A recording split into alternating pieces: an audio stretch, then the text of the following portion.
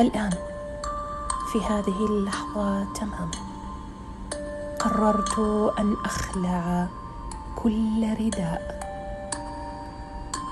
ارتديته وهو ليس لي. قررت أن أتخلص مما وضعه الآخرون على كتفي حتى أتقوس. قررت أن أتعرى تماما ولا يهمني إن بدت سوءتي، فهي سوءتي وليست لسواي، وسأعرف كيف أخوض معها رحلة التطهير، وسأتقن فن علاجها فهي لي. لكن ما وضعه الآخرون بعمد أو بسواه لن أتركه يدثرني، فقد أفقدني أنا وأصبحت لست أنا بل هم جميعا. يا رب نقني من كل شيء لا يخصني. يا رب اجعلني أرى الأشياء كما هي. يا رب اجعل عائشة ترى الأشياء كما هي، لا كما رسمت، لا كما لونت، حتى باتت جثة لا يعلوها إلا الوجع الأسود.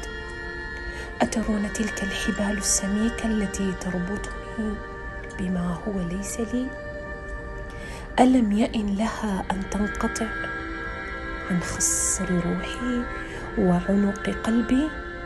بلى آن، بلى آن، والآن بالنور سأقتلعها، بالحقيقة سأزيل الزيف الذي يراودني عن روحي، ولكم أستعصب فأنا بلا زيف كيف أبدو؟ كنت أخشى أن لا يقبلني هذا العالم. الآن لا يهمني إن قبلني أو لا، فأنا راحلة لربي بعدما رحلت لذاتي، بعدما كان كل شيء يدفعني للاختباء أصبح كل شيء يرفعني للظهور بالصورة التي لا زيف بها ولا تصنع.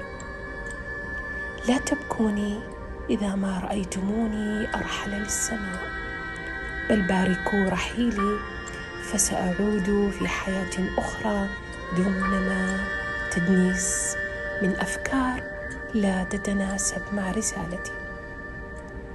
ها أنا أقطع حبالي بالأرض وتدفعني البالي منها للرحيل.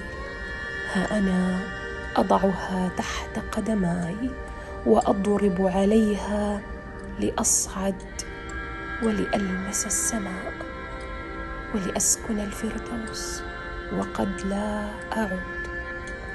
إن بقيت هناك فنور مني سينزل الأرض ليكون دليلا ومرشدا لكل من يحتاجه.